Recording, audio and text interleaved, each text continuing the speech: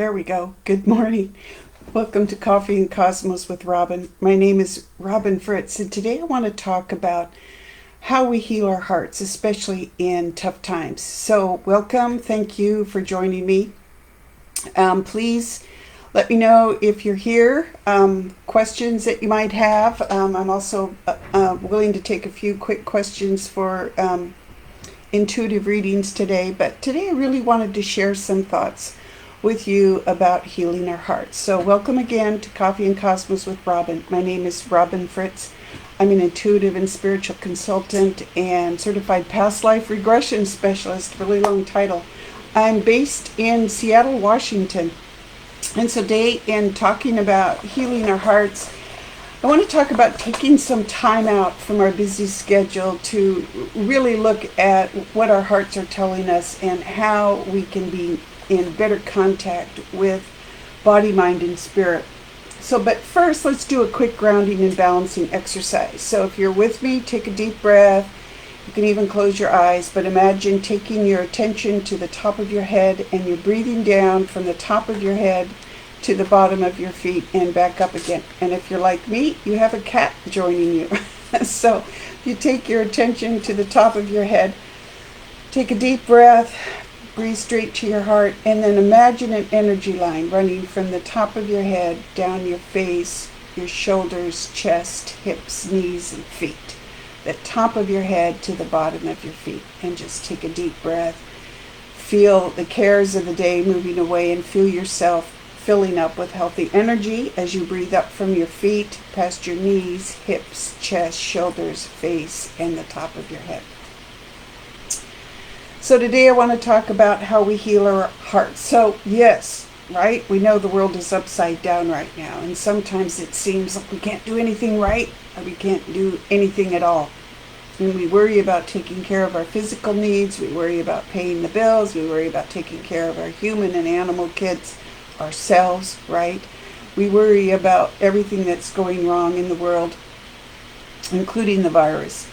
We worry about how to deal with the PTSD that's affecting us right now in the world. And we're so busy worrying about these basic needs, which are important. We don't stop to think about our hearts. And that's where everything goes topsy-turvy. And I know I'm like number one in messing that up. So let's look at it. Because the truth is that healing our hearts, right, which is attending to what our hearts need, is critical to surviving tough times in body, mind, and spirit. So too many of us think that taking care of our hearts is just too namby-pamby, right, for tough times. But maybe that should be one of the first things we think about, because our bodies and our minds are constantly at work all the time, but especially when we're in crisis. And the whole world has been in crisis this year, right? 2020 is like we're waiting for it to be over and for something new and better to come along. And we can create that something new and better by focusing in on our hearts. But when we're so busy surviving, that heightens our living in our heads, right? And I know I do that too. I'm just like so busy taking care of the daily tasks of managing my family life, managing my business life, just really taking care of my family when it's hard to get groceries and hard to do things right now. And we end up scheduling our days, collapsing in exhaustion at night, and then just starting that all over again the next day, right? And that's tough. So chime in here. Let me know if you're here, where you're tuning in from, what questions you might have today, or how you're dealing with your hearts. Because I'm going to give you some tips here, and we'll see how they work for you. But talking with people lately, from friends to clients, I know that not enough of us are taking care of our hearts. Now that's different than spirituality. Okay, I call it an add-on to our spirituality, because many of us think of spirituality as this etheric thing that, it's ascended masters and whatever they call ascension. And it's like we're ascending away from our bodies. No, we're not. We chose to come into human bodies to grow our souls in that experience of a human body. That's a very grounded thing, right? It's not ascending anywhere. It's down right down on the earth, nitty gritty. Hi from Lincoln, Nebraska, Gretchen. Thanks for joining in. So, how do we love ourselves when we should be doing something more important in the moment, right? It's like, oh no, I don't have time to love myself. I have to go grocery shopping. So in a crisis, it's all hands on deck. But let's stop and talk about getting in touch with our hearts, right? As boy, I've had conversations just this last weekend on how it's like October, almost November, and it's like, where did the year go? It went deep into worry and stress and PTSD, right? Regardless of who you are and what you do for a living. So how do we heal our hearts right now? How do we get in touch with our hearts? How do we add that level of learning to love ourselves and thereby learning to step outside and love the people around us, even if we don't agree with them socially or politically? How to love ourselves when we think we should be doing something more. And the first thing that I think you could try, and I've certainly tried, is to stop and take some quiet time for yourself.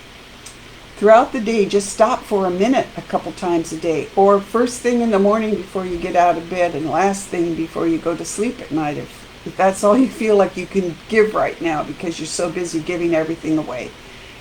You know, I urge you to try it once in the middle of the day if you take time for lunch or something. Just a minute to reflect on your love for yourself. Hug yourself, right? If you're like me, if you're single and live with animals, right, it's been months since you hugged another human being. It's not easy. It is not easy. So hug yourself. Do whatever feels right in the moment, right? To help yourself just breathe. And right now we're all kind of breathing from up here, right? Learn to breathe really deep. Let your lungs really fill up, right? So that you're really getting all that air. And taking a moment to breathe can help you focus on your heart, which is right there too, right? Take a few minutes to just let your mind go blank. So take some quiet time for yourself. And then invite your heart to speak to you in that quiet time. You'd be amazed at how much you get back from that. So remember that it's okay to not be okay, right? It's okay to not be okay. Right? We think that we're at fault if we're worried or upset or if we're concerned about the state of the world. But tell yourself when you get anxious, tell yourself when that it's okay to not be okay, right? Because you will be okay again. But acknowledging that it's okay to not be okay will help you get through whatever difficult time, help you deal with that PTSD, and bring you back to putting your hands on your heart and learning to love yourself and to heal your heart, heal the pain. And that leads to letting yourself grieve, right? Just like it's okay to not be okay, it's okay to grieve what's happened to the world this year. It's okay to grieve the terrible things that have happened. Every single day, I grieve for the people who have become ill, who are not recovering, our long haulers, who have died, people who have lost family members. Every day I grieve for them, and we should be grieving for them, as well as all the other people who are suffering from all the other illnesses and diseases and accidents and misfortunes that occur, from closed businesses to just friendships that have to survive just being able to talk on the phone. Let yourself grieve those things and then feel your heart, right? And allow that grief to nourish and support you because you know that you can feel, and feeling is important. Let yourself feel love, beauty, happiness, and joy. It's okay. Let yourself feel love, beauty, happiness, and joy. Whatever emotion it is that lifts you up, it's okay to feel that. In fact, it's necessary to feel that because the world goes on. We're having a tough time right now. But there are times when that are good, when they're not tough. And remember those and look forward to those happening again. And taking whatever times that you can find right now to experience love and happiness and joy. And the beauty of the world around you and the beauty of your friends and families. Let yourself feel those things. And whatever emotion that is, it reminds you that our souls are eternal, that our souls chose really difficult jobs to be in human bodies. And I've always said this for years and years. The toughest job in the world is to be human. Not that humans are extra great, because we're actually really hard on ourselves. We don't love ourselves. We don't trust ourselves. We second guess ourselves all the time. We let ego get in the way, and that keeps us from love. It keeps us from appreciating beauty. So acknowledge that you chose a really hard job in being human, and enjoy it, and laugh and take comfort in being connected to yourself that way. Remind yourself that good things can happen every day, and good things will happen. Choose something good to happen, if that's what it takes, right? Choose to see the good things that can happen. Every day I get to walk by the ocean here in Seattle. I chose to live here. I chose to live by the ocean. And I love it, and it lifts me up and it boosts me up, and I know not everybody can do that, right? But what in your environment can you choose to get nourishment from? A tree, a flower, how beautiful the building is next door, whatever it is. Choose to look at something as a good in your life, and that will bring you back to feeling your heart. Ask for help from your spiritual team, right? Ask for help from your spiritual team. They're there to help, right? They're not going to push you out of the way of a speeding bus. Not usually, right? But they are there to support you and to love you. And if you feel completely alone in the world, know that they're there loving you. Gretchen, you had a comment. You made the decision to finally go for your yoga teacher certificate. Awesome! To refocus your mind on a goal that would be fulfilling. Gretchen, perfect. You're perfect for today. A conversation on healing our hearts. Yes, excellent. Yes, and as an event planner, you lost work overnight. Boy, isn't that the case, right? Excellent. You're a testament to our conversation today and to choosing to live this great life. So thank you for sharing that with us. You're right. You're using a constructive way to balance your pain in your heart. And you're right, movement and meditation and kindness count, and keeping your body healthy and moving is important. So thank you for sharing that. And Brenda, thank you for sharing your comments too. So it was a wonderful lead in to my next question, which is, what have you done to heal your heart lately, right? Right? What is working? What isn't working, right? I know complaining doesn't work, but complaining helps if you write it down and then you deal with that complaint, right? I made a list the other day of things I wanted to complain about, and then when I was done with the list, I just laughed and was like, okay, I'm better now, right? Ignoring the problems, ignoring how we're feeling, ignoring the PTSD, ignoring the grief and the pain in the world, it doesn't help, right? We're all suffering from that. So acknowledge it, write it down. Do what our wonderful viewer here today has done. Find something positive to focus on. We can all find something, right? Even if it's something little. And remember that numbing ourselves doesn't help. I know a lot of people have turned to drugs and alcohol. The opioid crisis has gotten worse during this pandemic. Maybe you need to just look at that and say, okay, I'll stop that, or maybe I'm spending too much time on media, except for the Om Times pages, right? Maybe you need to withdraw from toxic people in your life a little bit and find a group somewhere, online group that is supportive and you can share jokes with or whatever. We can all stay in touch, right? So think of things that you can do to heal your heart, that you can do from your home. Right now I'm thinking about how I can do the holidays with friends, like can't do Thanksgiving, but maybe we could do Thanksgiving breakfast, or maybe Friday morning tea, something like that. Something to keep the momentum going. And always remember that you can do energy healing. So hands on your heart, right? Okay, I don't know if you can see this because all I can see on my monitor is this little tiny square down there. So hands on your heart. I actually learned this from a goddess, right? A real goddess. I didn't know they were real until she showed up and said, yes, I'm real. But cross your hands on your heart. Just breathe into the palms of your hands and breathe in healthy energy, right?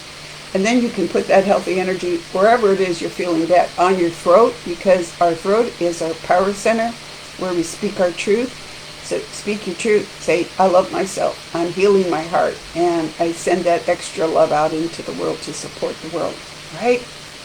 So I hope this is giving you some ideas on how you can heal your heart. Chime in and let me know what else you're thinking over time. But I also want to leave you with 2 crystals that are really good for this conversation. So amethyst, right here, let me just put it right up to the screen. Amethyst is a traditional crystal for clarity of mind, right? And clarity of mind is important to acknowledge our heart. It's good for body, mind, and spirit. It's an overall uplifter, so it's good for overall healing. However, I have found that amethyst is too soft for healing, and so I've gone to auralite, which, yes, it looks like amethyst, and it is amethyst, but it has a lot of grounding elements in it, like hematite, I believe. So it has like 23 different minerals in it, and last I heard it was only mined in Canada, but auralite has that strength from the grounding crystals that amethyst doesn't. So if you could find a piece of auralite, that would be great to support you. So I want to thank you for joining me today. If you have questions, you can find me at my Facebook page, The Practical Intuitive Robin M. Fritz. If you like these videos, please like all the Om Times pages, including Humanity Healing, and my own page, The Practical Intuitive Robin M. Fritz. And if you'd like to work with me, contact me at my website, robinfritz.com. And if you have ideas or subjects that you want to cover in future broadcasts, let me know. So thank you for joining me. Take care. We'll see you next Monday.